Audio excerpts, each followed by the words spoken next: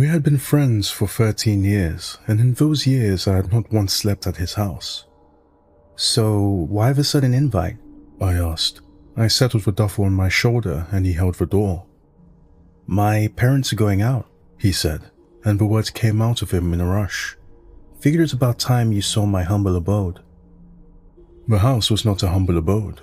It was a great white clapboard house that stood on the land as if it had been there forever, and the town had grown around it. Old oaks stood guard over the ground and their shadows fell across the yard.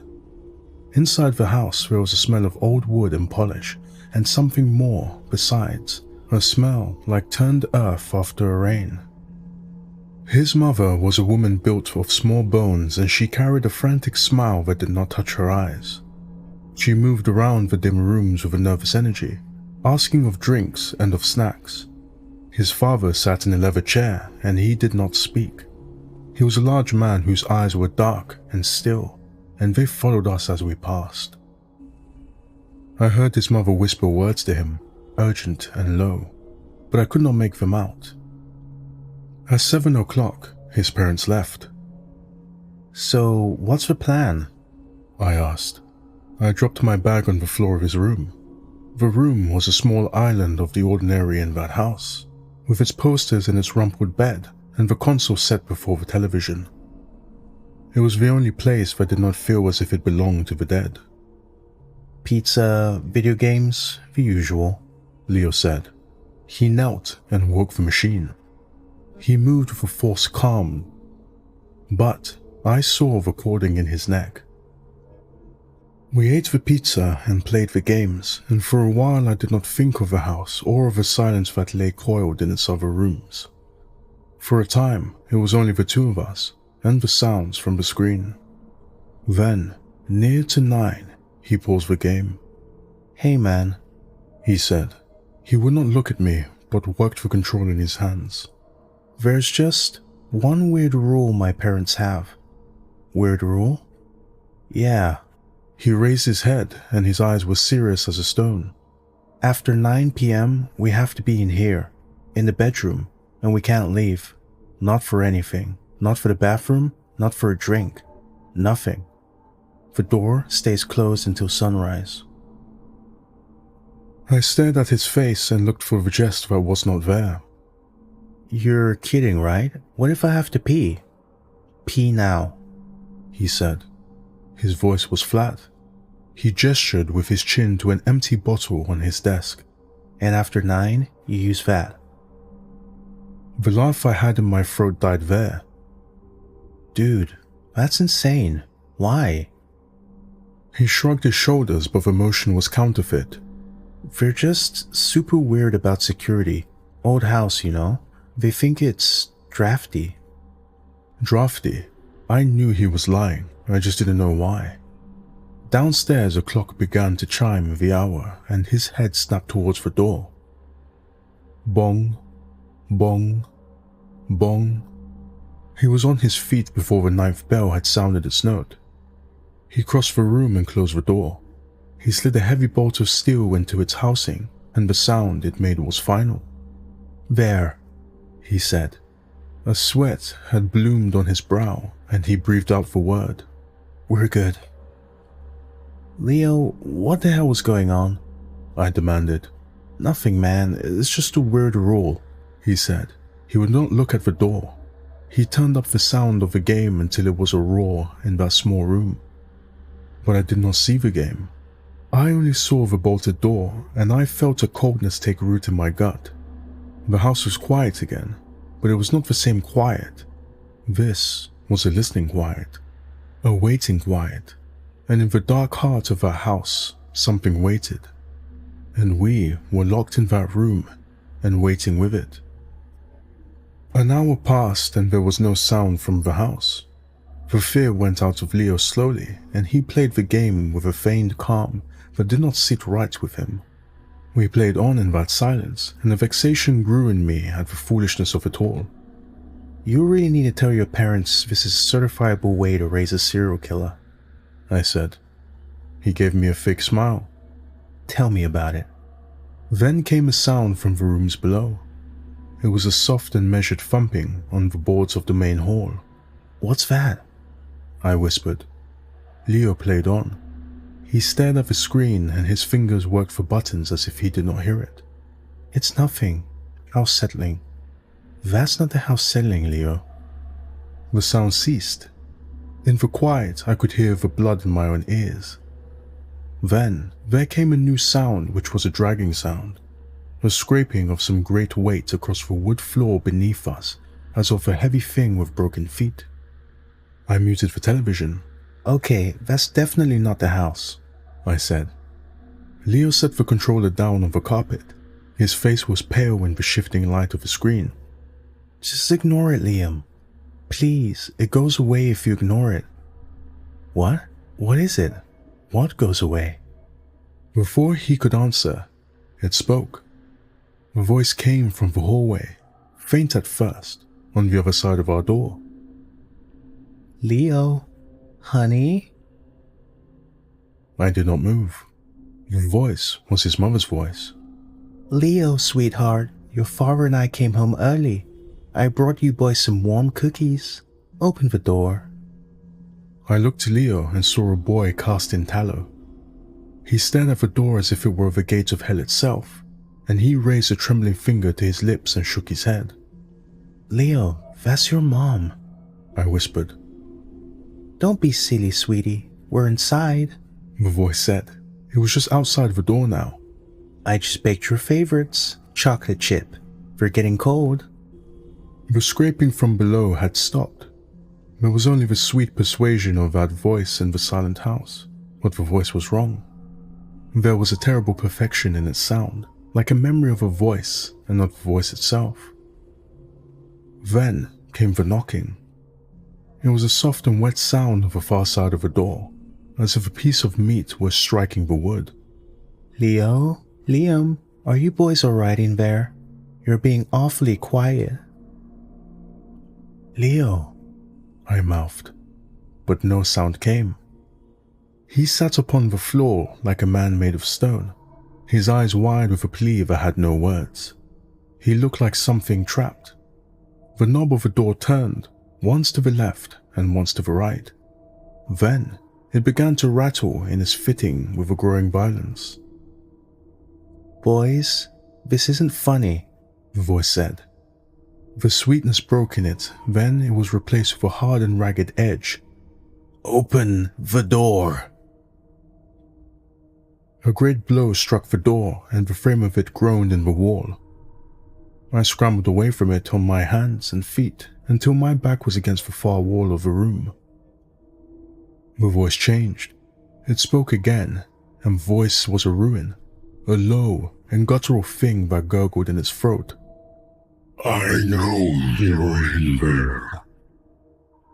The wet tapping began again, faster now and frantic. With it came a thin and keening whine, a sound like wind through a crack in the world, and from the dark gap beneath the door a black and viscous fluid began to seep into the room.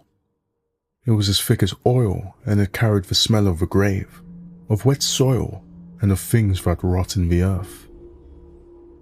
Leo moved. He crawled to the bed and pulled the blankets over him and became a small and shuddering shape in the dim room. He had gone into his own darkness. On the other side of the door, the thing fell silent. I knew it was not gone. I knew that in my bones. It was there in the darkness beyond the door, and it was waiting. I kept my back to the far wall and I watched the door. My breath was a small and panicked thing in my throat. On the bed, Leo was a trembling knot of blankets and fear. For me, this was a night's journey into the darkness. For him, it was the place he lived. A fool's curiosity which was in my room more than once weared with the terror. I needed to see the shape of the thing that hunted us. A dreadful truth was better than not knowing. I went forward on my stocked feel, and the old boards did not whisper. "Liam, no," came a voice from the bed, muffled by the cloth. Don't look." But I would look. I knelt upon the floor, and the reek of the grave was stronger. I lowered my head to the cold brass of the keyhole. At first, it was only the dim hall and the moonlight that fell in a pale blade from the window at its end. Then, it stepped into the narrow view. It was not a man, nor was it a beast. It was a thing that was built of sticks and of shadow, impossibly tall and thin. Its limbs were the limbs of a winter tree, and its body was a gyre of dust and night that had no true form. It wore his mother's floral apron. The cloth stretched over a hollow space where the chest should be. It wore his father's hunting cap set upon a head that was only a clot of moving dark. It had no face, only a void. In one of its twig-like hands, it held a picture he had seen on the wall, a portrait of the family. It held this picture before the void where its face should be, and it wore the smile of Leo's mother for its own. From its body, it put forth a long and blackened twig of an arm, and it tapped upon the door. Thump, thump, thump. I threw myself back from the door and clapped a hand to my mouth to keep the gorge from rising. My mind could not hold the shape of what I had seen. This was no creature that had entered the house. This was the house itself, a parasite that wore the stolen keepsakes of the dead, or the soon-to-be dead, for its raiment. From the door a new voice whispered, and the blood in me went to ice. Liam, why are you hiding in there? Your mother is so worried about you. It was my own mother's voice. Perfect. The voice she'd used when I was a kid and sick with fever. The call to supper from a life I would not see again. A wave of homesickness and the horror washed over me, and I wanted to be home, and I was not. And the thing in the hall gave a low chuckle that was the sound of dry leaves scuttling on a stone walk. It knew it had found the part of me that was soft. Let me in, Liam, my mother's voice whispered, a sound of love and of poison. I've come to take you home. I fell back to the wall and slid to the floor and felt the heat of shame in my thighs when my body had betrayed me. I looked at the trembling shape on the bed. The bottle he had offered, it had not been a joke. It had not been a rule, but a kindness. A tool for survival. For he knew all of it. The scraping began upon the door itself. A slow and patient sound, as of a claw being sharpened upon the wood. All the while it whispered my name in the voice of my mother, and it promised me an end to all of this if I would but unlatch the door. The hours passed in that room, and the thing outside did not cease its siege. It spoke in the voices of the living and of those I could not know. A gallery of ghosts at the door. It offered warmth and food. It offered an end to the long night, and all the while it scraped at the wood with a patience that was a madness to hear. The fear had burned away in me and left a hard and bitter anger. I was angry at the thing in the hall and at the people who had built for it a cage and called it home. And I was angry at the boy who hid in his blankets and would not speak. Hours passed. Leo, I said. My voice was a dry croak in my throat. Leo, wake up. A shape stirred in the bed. He looked out from the pale fortress of his sheets, and his eyes were raw with fear. Is it gone? He whispered. No, it's not gone, I said. I need to know what it is. Now, no more lies. What is that thing? He flinched from the sound of my voice. He sat up in the bed and hugged his knees to his chest and would not look at me. I don't know what it is, he mumbled to the door. We just call it the Nightman. It's always been here, as long as my family has. The story came out of him then, a broken telling in the dark. His great-great-grandfather had built this house upon unhallowed ground, and from the first night there was a wrongness in the wood and in the walls. A bargain that had been struck in that time, an unspoken covenant in the darkness. The family would have the house by the light of day, but from 9 until the dawn the house was given over to that other. It gets lonely, Leo whispered. A tear cut a clean path through his face. It likes to play. It mimics people. It uses things it finds to try and make a body for itself. The apron, the hat, the picture. But it's getting bolder, he said, and his voice trembled in the small room. It used to just make noise. Now it tries to get in. The rules were enough before. Stay in your room, don't look, don't listen. But now, it wants more. He finally met my eyes, and I saw in them a guilt as deep and as cold as a well. It wants someone new. A cold truth settled in my soul, and it wound me. The sudden invite, the fear in his parents' eyes, the heavy bolt on the door. You brought me here for it? No, I didn't want to. The boy's voice broke. My parents, they said it was getting too strong, that it wouldn't be satisfied with just them anymore. They said if it had someone new, someone not from the family, maybe it would be satisfied. Maybe it will leave us alone for a while. He had led me here as a lamb to the altar. His parents had not gone out. They were in the house, in their own locked room, and they were listening. They were praying that the beast in the hall would choose me. And then the scraping stopped. The whispers died. The house fell into a quiet so profound it was like the earth had stopped its turning. What's happening? I breathed. Leo's eyes grew wide. From the floor below a new sound came. The sound of feet on the stairs. Heavy, a footfall, and the dragging of a dead weight.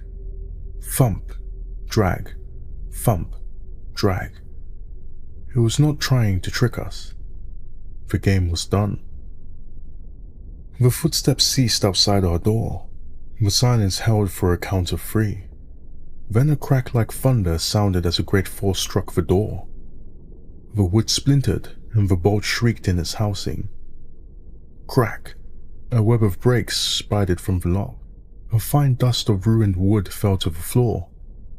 It's never done this before, Leo whimpered. He crawled away towards the dark corner of the room. It's never tried to break the door down. Crack. Bang. The deadbolt was torn from the frame like a tooth from a jaw. The door swung inward on its hinges with a sad and final groan, and in the blackness of the hall, I saw it. There was no void. It had filled itself. Its body was a terrible congress of things stolen from the house. Floorboards for shins, and rusted pipes for arms. Its torso a twisted cage of stair banisters, and within that cage I saw my own duffel bag, and it pulsed like some dark and foreign heart. Its head was the grandfather clock from the hall.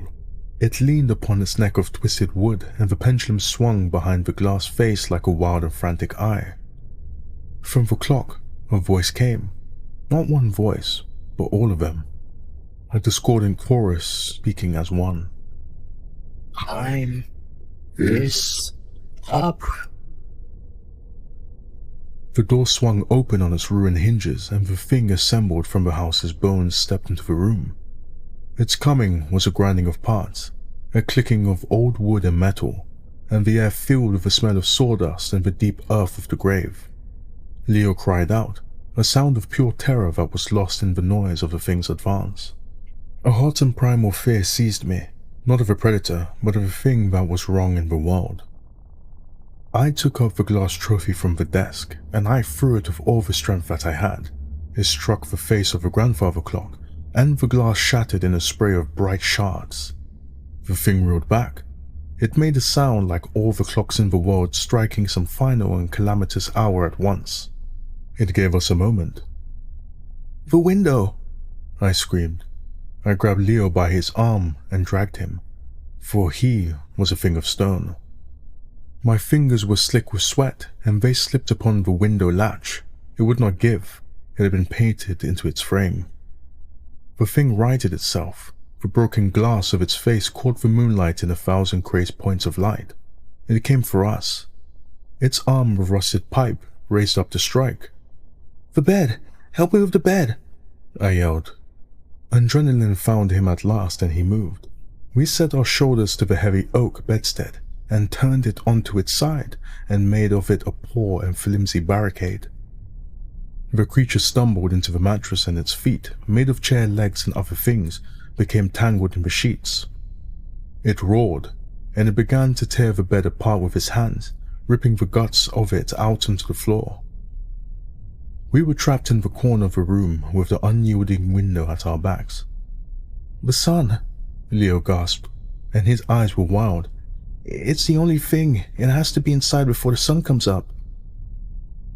I looked out into the night, and the sky was a deep and starless black. We did not have hours. The creature tore itself free from the ruined bed. It came on, slow now, for it knew that we were its own. It raised a hand made of silverware from the kitchen, the forks and spoons bound together to make a shining and terrible claw. And then I saw a thing tucked behind his television. It was a high-powered flashlight. A last and desperate thought came to me. I lunged and took up the cold metal of the flashlight. The thing was upon me. I smelled the dust of its body, and I saw the brass pendulum swinging in its broken face. I found the switch, and a great pillar of white struck it full in its head. It shrieked with a sound of pure agony. The light did not burn it, but seemed to unmake it from itself. The spoons of its hand clattered to the floor. A floorboard on its leg split and fell away. The light was a poison to the thing's very being. It shielded the ruin of its face with its pipe arm, and it stumbled into the shadows by the door. And in that room began the longest watch of my life. I held the light like a sword, and the beam of it was the only thing that held the creature at bay. Leo huddled behind me and cried out when it scuttled at the edges of the room. We were keepers of a light against a great and pressing dark, and the strength in my arms burned away, and the batteries I fueled our light would not last. The creature would lunge, and I would drive it back with a beam, and we would wait and listen to its breathing in the shadows. The hours passed away, in a stalemate between the light and the dark. The beam of the light began to fail. It flickered. "It's dying," I gasped. "Just a little longer," Leo urged, his eyes fixed upon the window. "Just a little longer." The creature knew. It gathered itself in the dark as the beam dimmed to a sad yellow glow, and, with a final and triumphant roar, it charged. In that same moment, a pale grey line was drawn upon the black horizon. It was the first sign of dawn. The thing struck me, and the flashlight was knocked from my hand.